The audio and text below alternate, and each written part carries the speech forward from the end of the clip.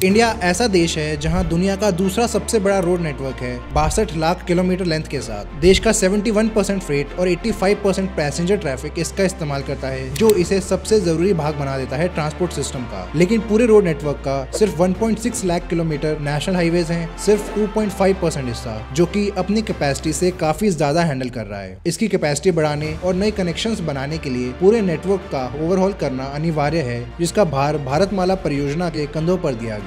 Highway infrastructure को boost करने के लिए इस प्रोजेक्ट के अंतर्गत 11 लाख करोड़ रुपए का निवेश किया जा रहा है। देश में कनेक्टिविटी अभी के 300 डिस्ट्रिक्ट से बढ़ाकर 550 डिस्ट्रिक्ट तक कर दी जाएगी, कम से कम 4 लेन के हाईवे से, जो टोटल 718 डिस्ट्रिक्ट का 76% है। नेशनल हाईवेज पर फ्रेट ट्रैफिक की परसेंटेज अभी के 40% से बढ़ाकर 80% करने का भी प्लान है। 6 मेजर कॉरिडोर्स जो हैं गोल्डन क्वाड्रिलेटरल और north south east west corridors को डीकंजेस्ट करने के लिए रिंग रोड्स, बाईपासेस और एलिवेटेड रोड्स बनाए जाएंगे, जिनके बारे में विस्तार से हम आगे बात करेंगे। 9000 किलोमीटर के 44 इकोनॉमिक कॉरिडोर्स और 6000 किलोमीटर के दूसरे रूट्स बनाए जाएंगे, जो इन 6 कॉरिडोर्स को सपोर्ट करेंगे अच्छे से।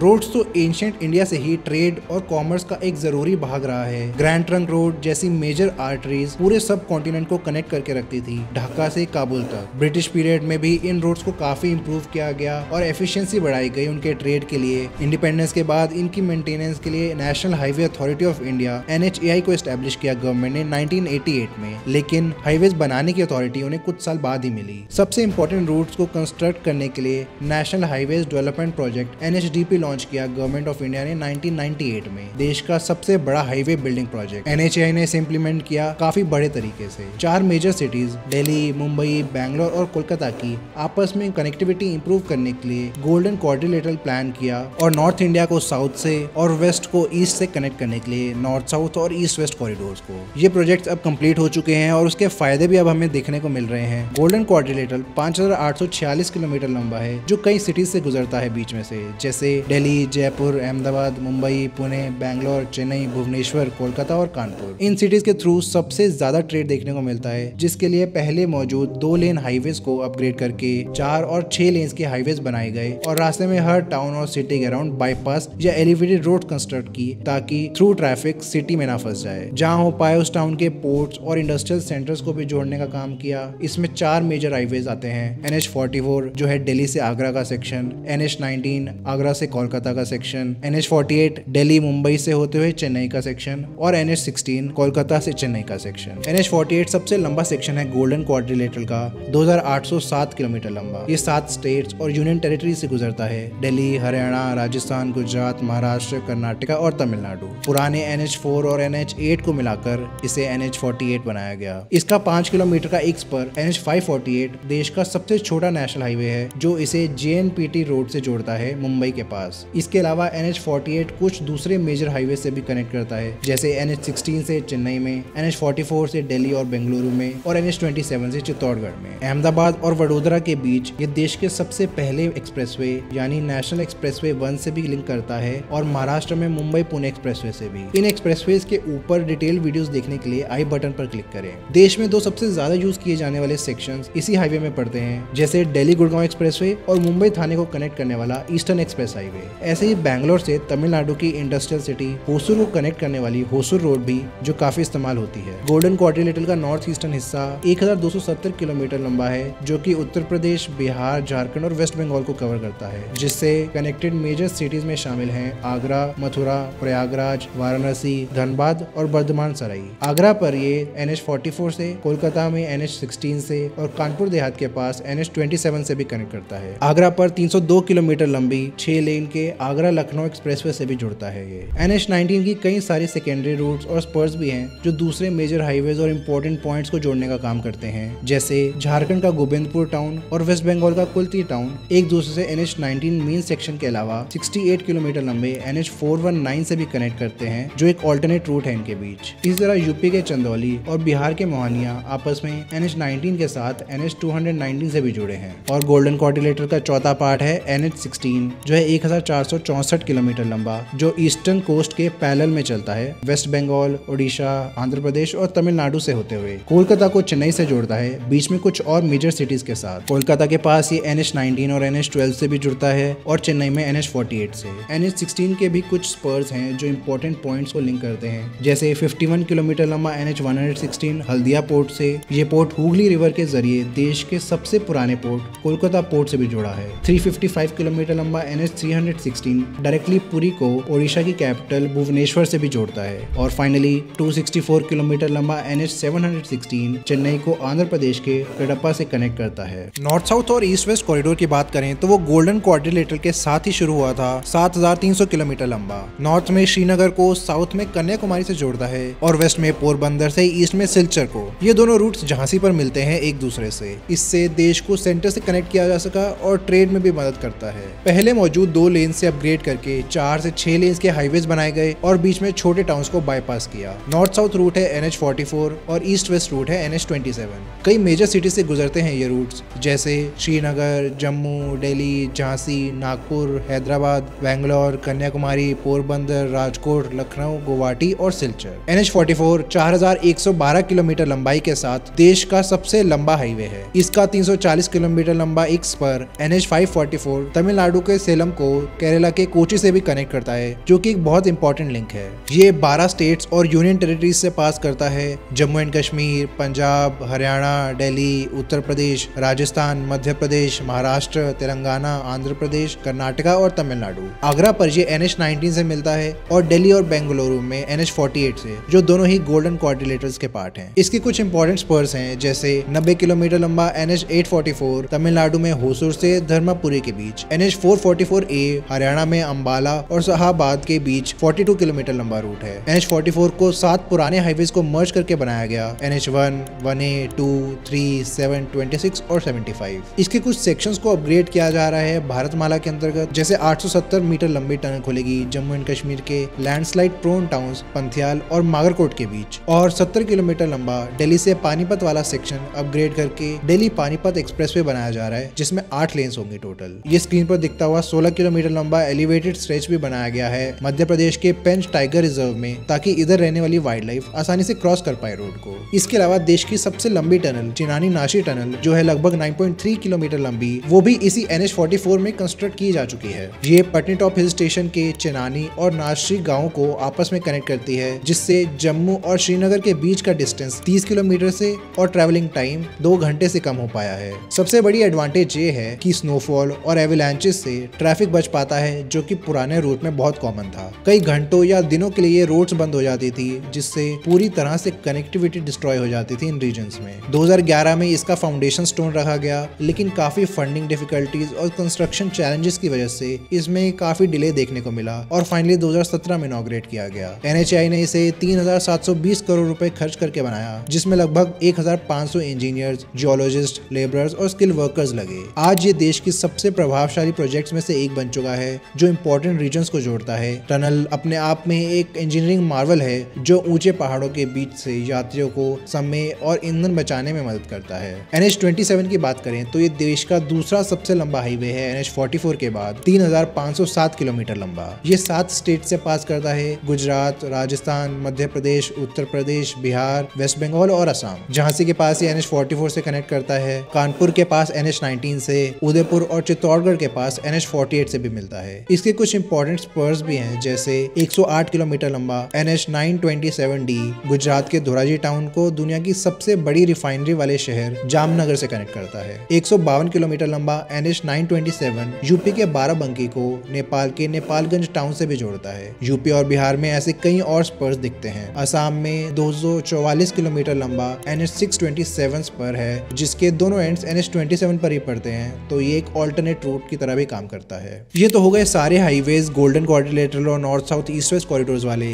1999 में इनका फाउंडेशन स्टोन रखा तब के प्राइम मिनिस्टर अटल बिहारी वाजपेयी ने। 2001 में इसका काम भी शुरू हो गया 2006 की डेडलाइन के साथ, लेकिन कई डिलेज और लैंड डिस्प्यूट्स के कारण ये 2012 में पूरा हो पाया। इसमें 12,500 किलोमीटर के हाईवेज अपग्रेड किए गए 60,000 करोड़ रुपए में। मुंबई पुणे एक्सप्रेसवे जो इसी दौरान बना, 6 लेन का 94.5 किलोमीटर लंबा एक्सप्रेसवे, इसे NHAI ने ना बनाकर बल्कि महाराष्ट्र की MSRDC ने बनाया, देश का पहला एक्सप्रेसवे में से एक बना। इसको भी गोल्डन क्वाड्रिलेटरल का एक हिस्सा माना जाता है आज। इसके ऊपर हमारी डिटेल वीडियो देखने के लिए आई बटन पर क्लिक करें। इन रूट्स के बाद NHDP के अंदर 5 और फेजेस पर काम शुरू हुआ, जिसमें लेन्स बढ़ाना, फ्लाईओवर्स, अंडरपासेस, बाईपासेस और सर्विस लेन्स बनानी थी। इन सब फेजेस को मिलाकर NHAI को 40,000 किलोमीटर से ज्यादा हाईवेज पर काम करना था 2.5 लाख करोड़ रुपए में, लेकिन ये पूरा नहीं हो पाया। 2017 तक लगभग 10,000 किलोमीटर का काम NHDP के अंदर रह गया, यानी बाकी 30,000 किलोमीटर पूरा हो पाया पार्शली या कंप्लीटली। भारतमाला परियोजना लॉन्च होने के बाद NHDP के ये बचे हुए पार्ट को भी इसमें मर्ज कर दिया गया। वैसे तो NHDP मेजर सिटीज को बेहतर कनेक्ट करने में कामयाब रहा था, लेकिन कुछ इश्यूज बाकी रह गए, जैसे नॉर्थ ईस्ट इंडिया में पूरा कनेक्टिविटी। NH27 भी सिर्फ आसाम तक ही जाता है, पूरा मिजोरम तक नहीं। माउंटेन रीजन्स के कई हाईवे स्नोफॉल या एवलांचेस से ब्लॉक हो जाते हैं, जिससे एक्सेसिबिलिटी पर बुरा असर पड़ता है। नेशनल हाईवेज पर ओवरऑल इंडियन रोड्स का सिर्फ 40% फ्रेट ट्रांसपोर्ट हो पाता है, यानी ज्यादातर फ्रेट छोटी या अनपेव्ड रोड्स पर ही जाता है, जिसकी वजह से स्पीड्स कम और एक्सीडेंट्स का खतरा बढ़ जाता है। एग्जिस्टिंग हाईवेज पर कंजेशन बढ़ जाने से या तो अपग्रेड या फिर ऑल्टरनेट रूट्स बनाने की भी जरूरत उत्पन्न हुई। इन सभी रीजंस की वजह से भारतमाला परियोजना को लॉन्च किया गया 2017 में। 83,677 किलोमीटर के नए हाईवेज बनाए जाने हैं इसमें 11 लाख करोड़ रुपए में। इसके अलावा national highways and infrastructure development corporation limited NHIDCL को एस्टैब्लिश किया गया, जो 10,000 किलोमीटर के हाईवेज के लिए रिस्पॉन्सिबल हैं, मोस्टली चैलेंजिंग एरियाज में, जैसे नॉर्थ ईस्ट इंडिया के hilly terrain, Himachal Pradesh, Jammu and Kashmir, Ladakh, Uttarakhand और Andaman and Nicobar island. Road transport and highway minister Nitin Gadkari इसको ओवरसी करने लगे। इसके अलावा हाई ऑल्टीट्यूड और बॉर्डर एरियाज के लिए बॉर्डर रोड्स ऑर्गेनाइजेशन रिस्पॉन्सिबल रहती है। 2017 में भारतमाला फेज 1 अप्रूव हुआ, जिसमें 34,800 किलोमीटर के हाईवेज कंस्ट्रक्ट करने थे 5 साल में। वो नेशनल हाईवे डेवलपमेंट प्रोजेक्ट के बचे हुए 10,000 किलोमीटर भी इसमें शामिल हैं और बाकी 24,800 किलोमीटर के नए हाईवेज। काम शुरू हुआ, लेकिन डिलेज और कॉस्ट ओवररन से इसका बजट 11 लाख करोड़ रुपए तक बढ़ गया। कुछ इंपॉर्टेंट प्रोजेक्ट्स आते हैं इसमें, जैसे 1,350 किलोमीटर लंबा दिल्ली मुंबई एक्सप्रेसवे। 2019 में इसका कंस्ट्रक्शन शुरू हुआ 1 लाख करोड़ रुपए में, जो दिल्ली से मुंबई के बीच ट्रेवल टाइम 24 घंटे से घटाकर 12 घंटे कर देगा। देश का सबसे लंबा एक्सप्रेसवे भी हो जाएगा ये बनने के बाद। इसके अलावा दिल्ली में 75 किलोमीटर लंबी अर्बन एक्सटेंशन रोड 2 यानी UER2 भी बनाई जा रही है, जो सिटी में तीसरी रिंग रोड की तरह काम करेगी। ईयर 2000 में इस पर काम शुरू हुआ, लेकिन कभी पूरा ना हो सका, रुक गया बीच में। फिर 2018 में दोबारा शुरू हुआ लगभग 8,000 करोड़ रुपए में। द्वारका एक्सप्रेसवे, दिल्ली पानीपत एक्सप्रेसवे वगैरह से लिंक करेगा ये। अमृतसर जामनगर एक्सप्रेसवे का भी काम चल रहा है। ये 1,257 किलोमीटर लंबा एक्सप्रेसवे पंजाब के अमृतसर को गुजरात के जामनगर से जोड़ेगा। ट्रैवल टाइम 26 घंटे से घटाकर कर देगा 13 घंटे तक। कई मेजर पावर प्लांट्स और रिफाइनरीज के पास से होता हुआ जाएगा और गुजरात में सी पोर्ट पर खत्म होगा, ताकि कंटेनर्स और ट्रक्स आसानी से इंपोर्ट एक्सपोर्ट कर सकें। एक जरूरी प्रोजेक्ट है ट्रेड बढ़ाने के लिए। 210 किलोमीटर लंबा दिल्ली देहरादून एक्सप्रेसवे भी बन रहा है 13,000 करोड़ रुपए में, मोस्टली ग्रीनफील्ड। बीच में eastern peripheral expressway, Ambala Shamli expressway और दिल्ली मेरठ एक्सप्रेसवे से भी लिंक करेगा। पहला मौजूद दिल्ली देहरादून हाईवे अपनी कैपेसिटी से काफी ऊपर ऑपरेट कर रहा है, कंजेस्टेड हो जाता है रेगुलरली, स्पेशली देहरादून के पास राजाजी नेशनल पार्क एरिया में, इसलिए नए एक्सप्रेसवे की जरूरत पड़ रही है। इनके अलावा कई और ऐसे एक्सप्रेसवे बनाए जा रहे हैं जो कनेक्टिविटी इंप्रूव करने के साथ ट्रैवल टाइम कम करेंगे, जैसे 670 किलोमीटर लंबा दिल्ली अमृतसर कटरा एक्सप्रेसवे, 464 किलोमीटर लंबा रायपुर विशाखापट्टनम एक्सप्रेसवे, 227 किलोमीटर का ट्रांस हरियाणा एक्सप्रेसवे और Hyderabad Indore expressway, Chambal expressway, Ahmedabad Dholera expressway और लखनऊ कानपुर एक्सप्रेसवे भी शामिल है इसमें। ये सारे सिर्फ वही एक्सप्रेसवे हैं जो NHAI बनवा रही है। स्टेट के अपने एक्सप्रेसवे अलग हैं जो भारतमाला में नहीं आते, लेकिन फिर भी काफी मदद करेंगे रोड ट्रांसपोर्टेशन को बेहतर बनाने में, जैसे गंगा एक्सप्रेसवे और समृद्धि महामार्ग। 2022 में जब ट्रांस हरियाणा एक्सप्रेसवे खुला तो उसमें 122 ब्रिजेस और अंडरपासेस बने थे, टोटल 5,108 करोड़ रुपए के खर्चे पर। कुछ नई टेक्निक्स अपनाई गई पॉल्यूशन कम करने के लिए, जैसे आसपास के थर्मल पावर प्लांट से फ्लाई ऐश का इस्तेमाल किया कंस्ट्रक्शन में। रिसाइकिल मटेरियल का उपयोग करना अब कॉमन हो गया है, क्योंकि इससे कार्बन डाइऑक्साइड कम प्रोड्यूस होती है और ज्यादा सस्टेनेबल भी है। 2023 में 258 किलोमीटर लंबा बैंगलोर चेन्नई एक्सप्रेसवे NE7 बनना शुरू हुआ और उसी साल सूरत चेन्नई एक्सप्रेसवे भी। ये देश के सबसे लंबे एक्सप्रेसवे में से एक बन जाएगा खुलने के बाद, 1,271 किलोमीटर लंबा। प्रेजेंट में गुजरात और तमिलनाडु के बीच जो रूट है वो बिल्कुल डायरेक्ट नहीं है, बल्कि अलग अलग सिटी से घूमते हुए जाता है। ये एक्सप्रेसवे पहला डायरेक्ट रूट बन जाएगा इनके बीच, जिससे ट्रैवल टाइम अभी प्रेजेंटली 35 घंटे से घटकर 18 घंटे तक हो जाएगा और दोनों सिटीज की इंडस्ट्रीज और सीपोर्ट्स को भी काफी फायदा पहुंचेगा। 45,000 करोड़ रुपए की इसकी एस्टिमेटेड कॉस्ट है, जिसमें कुछ सेक्शन सेक्शंस ग्रीनफील्ड होंगे और कुछ ब्राउनफील्ड। तमिलनाडु और गुजरात के अलावा बीच में आने वाले कुछ रीजन्स जिनकी कनेक्टिविटी इतनी खास नहीं है, जैसे सदर्न महाराष्ट्र और नॉर्दर्न कर्नाटका के कुछ डिस्ट्रिक्ट, उनको भी बहुत लाभ मिलेगा। गवर्नमेंट के मुताबिक दिसंबर 2023 तक भारतमाला फेज 1 के अंडर 15,550 किलोमीटर के रूट्स की कंस्ट्रक्शन पूरी हो चुकी है, जिसमें 4.25 लाख करोड़ रुपए लगे। 2024 तक दिल्ली मुंबई एक्सप्रेसवे का लगभग 930 किलोमीटर लंबा हिस्सा भी खुल गया है और अगले साल तक पूरा खुलने की उम्मीद है। ये तो सारे हो गए अंडर कंस्ट्रक्शन प्रोजेक्ट्स, मगर कुछ और हाईवेज और एक्सप्रेसवेज ऐसे हैं जिन पर अभी काम शुरू भी नहीं हुआ लेकिन प्लान है, जैसे Kota Etawah expressway, Mohali Barnala highway, Sanchore Ahmedabad highway,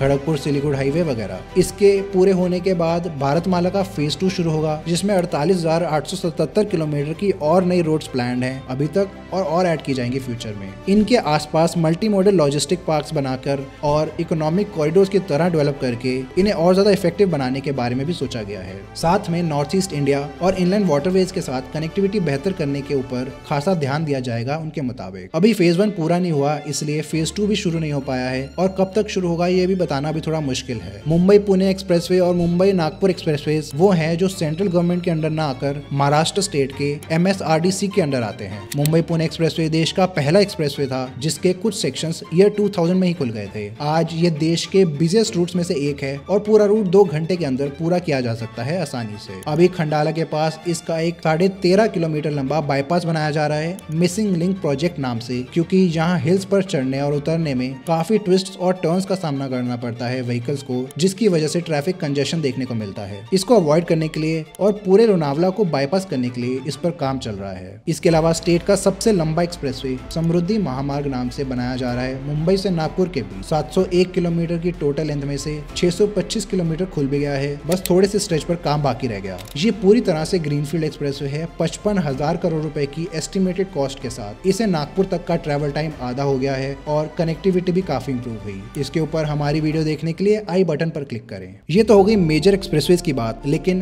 Bharatmala के अंदर हजारों किलोमीटर के एग्जिस्टिंग हाईवेज को भी अपग्रेड किया जा रहा है, जैसे मेजर इंटरसेक्शंस पर फ्लाईओवर्स बनाना, बाईपासेस बनाना सिटीज के राउंड, लेन्स बढ़ाना जहां जरूरत हो और ओवरऑल सेफ्टी पर भी ध्यान देना। इन बड़े हाईवेज और एक्सप्रेसवेज बनाने के बेनिफिट्स तो बता दिए, जैसे इनसे कनेक्टिविटी बढ़ती है, स्पेशली उन रिमोट एरियाज में जहां लोगों के पास ट्रांसपोर्ट ऑप्शंस बहुत लिमिटेड होते हैं। डेवलपमेंट करने में आसानी होती है, जैसे नई इंडस्ट्रीज को अट्रैक्ट करना, जिनको बेहतर इंफ्रास्ट्रक्चर मिलने से काफी फायदा होता है, स्पेशली लॉजिस्टिक कॉस्ट कम होने से। इससे उन रीजन्स में जॉब अपॉर्चुनिटीज बढ़ती हैं और पॉजिटिव इकोनॉमिक ग्रोथ भी देखने को मिलता है। हाईवे कंस्ट्रक्शन में भी लोग एम्प्लॉय होते हैं जो शॉर्ट टर्म में भी फायदा पहुंचाते हैं। गवर्नमेंट के हिसाब से भारतमाला परियोजना से 14 करोड़ मैन डेज की एम्प्लॉयमेंट देखने को मिलेगी, साथ ही 2 crore permanent jobs indirectly create होंगी, ऐसा अनुमान लगाया गया है। मगर इन एडवांटेजेस के अलावा कुछ ड्रॉबैक्स भी हैं, जैसे एनवायरनमेंट पर बुरा इंपैक्ट। अगर हाईवे रिजर्व फॉरेस्ट या सेंसिटिव इकोसिस्टम से गुजरता है तो इसको डिस्ट्रॉय करने की ताकत रखता है। लाखों पेड़ कटना जिससे फॉरेस्ट 2 हिस्सों में बढ़ जाता है, जिससे फॉरेस्ट वाइल्ड लाइफ को रोड क्रॉस करते समय एक्सीडेंट्स का खतरा भी रहता है। इसको कम करने के लिए वाइल्ड लाइफ क्रॉसिंग्स भी बनाई जाने लगी हैं, लेकिन फिर भी जो इम्पैक्ट है वो सिग्निफिकेंट रहता है। दूसरी तरफ ज्यादा कैपेसिटी वाले स्मूथ हाईवेज लोग को एनकरेज करते हैं कि वो अपनी प्राइवेट व्हीकल से उन हाईवेज पर ट्रैवल करें कंफर्ट और टाइम सेविंग्स के लिए, लेकिन इससे धीरे धीरे ट्रैफिक बढ़ने लगता है और कंजेशन वापस पहले जैसा हो जाता है। फिर इससे नई लेन्स और नए हाईवेज की डिमांड बढ़ती है, जो कि एक ही तरीके से सॉल्व किया जा सकता है ऑल्टरनेट मोड ऑफ ट्रांसपोर्ट, जैसे ट्रेन्स। रेलवे लाइंस बनाना दोनों पैसेंजर्स और कार्गो के लिए ज्यादा किफायती होता है और एनवायरमेंटल इम्पैक्ट भी कम पड़ता है। हाईवेज की बात करें तो ये 3 मेन प्रकार के हैं हमारे देश में, नेशनल हाईवेज, स्टेट हाईवेज और एक्सप्रेसवेज। पहले नेशनल हाईवेज की बात करते हैं। ये नॉर्मल लिमिटेड एक्सेस रोड्स होती हैं इंटरसिटी ट्रैवल के लिए, जिनको ministry of road transport and highways maintain करती है। इसी के under national highways authority of India, national highways and infrastructure development corporation limited और सेंट्रल पब्लिक वर्क्स डिपार्टमेंट्स आते हैं। इंडिया में 1,61,350 किलोमीटर के टोटल नेशनल हाईवेज हैं, जिनमें से 35,000 किलोमीटर 4 या उससे ज्यादा लेन्स वाले हैं और बाकी नॉर्मल 2 लेन्स के। गवर्नमेंट का टारगेट है इस नेटवर्क को बढ़ाकर 2 लाख किलोमीटर तक पहुंचाना। 2010 से पहले नेशनल हाईवेज का अलग नंबरिंग सिस्टम था, उसके बाद एक नया फॉर्मेट लाया गया इसे और आसान बनाने के लिए। जैसे नए सिस्टम के हिसाब से सारे ईस्ट वेस्ट डायरेक्शन वाले हाईवेज को ऑड नंबर दिया गया, जिनका नंबर बढ़ता है नॉर्थ से साउथ जाते हुए, और सारे नॉर्थ साउथ वाले हाईवेज को इवन नंबर दिया जो इंक्रीज होता है ईस्ट से वेस्ट आते हुए। जैसे श्रीनगर से लेह वाला ये हाईवे NH1 है और नीचे आते हुए मदुरई से रामेश्वरम वाला ये हाईवे NH87 है। सेम तरीके से असम से मणिपुर तक का ये हाईवे NH2 है और वेस्टर्न साइड जाएं तो NH70 राजस्थान में आता है। सारे मेजर हाईवेज 1 या 2 डिजिट्स के ही होते हैं। जो 3 डिजिट वाले होते हैं वो सेकेंडरी रूट्स या ब्रांचेस को डिनोट करते हैं। उसमें मेन हाईवे का नंबर सफिक्स किया जाता है, जैसे NH44 के ब्रांचेस हैं NH244, NH344 वगैरह। कभी कभी इनके बाद लेटर्स जैसे A, B, C, D को भी ऐड करते हैं छोटी ब्रांचेस और स्ट्रेचेस को दर्शाने के लिए। इसके अलावा 2018 से गवर्नमेंट ने हाईवे कंस्ट्रक्शन को मेजर करने का नया स्टैंडर्ड अडॉप्ट किया है, जिसमें पूरे हाईवे की लेंथ एक बार काउंट करने के बजाय हर लेन किलोमीटर को मेजर किया जाने लगा। मानो अगर 2 लेन का हाईवे बनाया जा रहा है 50 किलोमीटर लंबा, तो पहले उसे 50 किलोमीटर काउंट किया जाता था, अब उसे 100 किलोमीटर करते हैं 2 लेन्स के हिसाब से, और अगर वो 4 लेन्स का हो तो 200 किलोमीटर काउंट होगा। ये स्टैंडर्ड वैसे ज्यादातर देशों में इस्तेमाल होता है क्योंकि ये ओवरऑल कैपेसिटी बेहतर बता पाता है और इसे हम पर किलोमीटर कॉस्ट भी बेहतर तरीके से एस्टिमेट कर सकते हैं। जैसे एक 2 लेन का हाईवे बनाने में 6 से 8 करोड़ रुपए लगते हैं हर किलोमीटर के लिए, और एक 4 लेन के हाईवे के लिए 14 से 20 करोड़ रुपए। दूसरी तरफ स्टेट हाईवेज होते हैं जिन्हें स्टेट्स के पब्लिक वर्क्स डिपार्टमेंट बनाने और मेंटेन करने का काम करते हैं। ये NHDP या भारतमाला में नहीं आते। अभी देश में 1,76,000 किलोमीटर के स्टेट हाईवेज हैं, मगर जरूरत पड़ने पर state highways union government take over कर सकती है स्टेट की मंजूरी से। जैसे चंबल एक्सप्रेसवे को मध्य प्रदेश से ले लिया NHAI ने, क्योंकि इसमें फंडिंग का इशू आ रहा था। ये होना कॉमन बात हो गई है क्योंकि कई बार स्टेट्स के पास इतने पैसे नहीं होते एक्सप्रेसवे बनाने के लिए, या लोन और इन्वेस्टमेंट मिलने में दिक्कत आती है, जो अगर सेंट्रल गवर्नमेंट करे तो आसानी से हो सकता है। उन पर ज्यादा ट्रस्ट रहता है लोगों का। इसके अलावा अगर प्रोजेक्ट नेशनल इंपॉर्टेंस वाला हो तो भी इसे टेक ओवर करने के चांसेस बढ़ जाते हैं। चंबल एक्सप्रेसवे अभी बन रहा है 23,600 करोड़ रुपए में, 408 किलोमीटर लंबा। पिछले 8 साल में लगभग 43,000 किलोमीटर के स्टेट हाईवेज को नेशनल हाईवेज में कन्वर्ट किया जा चुका है। अभी जो सबसे लंबा स्टेट हाईवे नेटवर्क है वो महाराष्ट्र का है 33,705 किलोमीटर का, जिसके बाद आता है कर्नाटका 28,311 किलोमीटर, फिर गुजरात 19,761 किलोमीटर और राजस्थान 17,237 किलोमीटर। तीसरा और सबसे इंपॉर्टेंट हाईवे का टाइप है एक्सप्रेसवेज। ये देश में रोड्स की हाईएस्ट क्लास है, पूरी तरह से कंट्रोल्ड एक्सेस, तेज स्पीड लिमिट और नॉन स्टॉप ट्रैवल के लिए बनाया जाता है इसे। अभी देश में 5,930 किलोमीटर के एक्सप्रेसवेज हैं और 11,000 किलोमीटर से ज्यादा के अंडर कंस्ट्रक्शन है। मोस्टली इन्हें सेंट्रल गवर्नमेंट की NHAI बनाती है। सिर्फ महाराष्ट्र, तेलंगाना और यूपी ने स्टेट लेवल पर भी एक्सप्रेसवेज बनाए हैं। ये बहुत जरूरी है हमारी इकोनॉमी के लिए, लेकिन कंस्ट्रक्शन में इसके कई चैलेंजेस आते हैं रेगुलरली, जिससे महीनों और सालों का डिलेज भी देखने को मिलता है। लैंड एक्विजिशन इसका एक बहुत बड़ा कारण है। जो लैंड ओनर्स हैं उन्हें कंपनसेशन अक्सर कम मिलता है और लोगों की लाइवलीहुड पर भी बुरा असर पड़ता है। इन्हीं रीजन से लैंड ओनर्स अपने लैंड को देने से मना करते हैं और प्रोजेक्ट्स में डिलेज और कंस्ट्रक्शन कॉस्ट भी बढ़ जाती हैं। इसलिए गवर्नमेंट ने 2013 में लैंड एक्विजिशन, रिहैबिलिटेशन और रीसेटलमेंट एक्ट पास किया, जिसमें बेहतर कंपनसेशन देने के साथ उस लैंड से अपना लाइवलीहुड चलाने वाले लोग जैसे फिशरमैन, फार्म लेबरर्स वगैरह को रिहैबिलिटेट और रीसेटल करने के बेनिफिट्स भी दिए जाने लगे। ये इश्यूज और बड़े हो जाते हैं अगर सामने प्राइवेट कंपनी हो गवर्नमेंट के बजाय। आज सबसे कॉमन तरीका हाईवे कंस्ट्रक्शन का है PPP mode, public private partnership. दोनों के बीच एक लॉन्ग टर्म अरेंजमेंट होता है जिसमें ज्यादातर प्राइवेट कैपिटल से गवर्नमेंट प्रोजेक्ट्स और सर्विसेज को फंड किया जाता है, यानी कंपनीज या प्राइवेट इन्वेस्टर्स अपने पैसे खुद लगाते हैं बाद में प्रॉफिट कमाने के एम से। रोड प्रोजेक्ट्स में ये प्रॉफिट यूजुअली गवर्नमेंट के सालाना इंटरेस्ट और टोल से कमाया जाता है। इसके एडवांटेजेस हैं कि इन प्रोजेक्ट की एक्सपर्टीज रखने वाली कंपनीज अपनी एफिशिएंसी से कॉस्ट और टाइम थोड़ा कम कर सकती हैं, और अगर गवर्नमेंट के पास फंड्स कम हो तो कंपनीज इसे फाइनेंस भी कर सकती हैं और गवर्नमेंट उन्हें लॉन्ग टर्म में रीपे करती रहेगी इंटरेस्ट के साथ। मगर इसके कई ड्रॉबैक्स भी हैं, जैसे कंपनीज को लोन या इन्वेस्टमेंट लेना हमेशा महंगा पड़ता है गवर्नमेंट के मुकाबले, क्योंकि अपनी टैक्स लेने की गारंटी से गवर्नमेंट को कम इंटरेस्ट पर लोन आसानी से मिल जाता है। इससे क्या होता है फिर कि प्रोजेक्ट की कॉस्ट बढ़ जाती है। इसके अलावा PPP प्रोजेक्ट की कॉस्ट एस्टिमेट निकालते वक्त डिलेज को इंक्लूड नहीं किया जाता, जबकि डिलेज इंफ्रा प्रोजेक्ट में बहुत कॉमन होते हैं। तभी ये इनिशियल कॉस्ट से कहीं ज्यादा महंगे पड़ जाते हैं। मान लो जहां एक ब्रिज गवर्नमेंट खुद लोन लेकर बनाती कॉन्ट्रैक्टर्स के साथ मिलकर, तो वो बनता 100 करोड़ रुपए में। अगर वही ब्रिज प्राइवेट कंपनी बनाए तो उसे लगेंगे 150 करोड़ रुपए, क्योंकि महंगा लोन मिलेगा, प्लस उसमें डिलेज होंगे तो 25 करोड़ रुपए और लगा लो, प्लस इसके ऊपर उन्हें प्रॉफिट भी कमाना होता है तो 25 करोड़ रुपए और लगा लेते हैं। ऐसा करते करते 100 करोड़ रुपए का ब्रिज 200 करोड़ रुपए से भी महंगा पड़ता है, जिसके पैसे टैक्स पेयर्स ही देते हैं और कोई नहीं। तो ये इसका सबसे बड़ा ड्रॉबैक है। बैंगलोर और चेन्नई के बीच एक जरूरी एक्सप्रेसवे बनाया जा रहा है। इसके बारे में जानने के लिए वीडियो पर क्लिक करें। ऐसी और वीडियोस देखने के लिए सब्सक्राइब करें। धन्यवाद।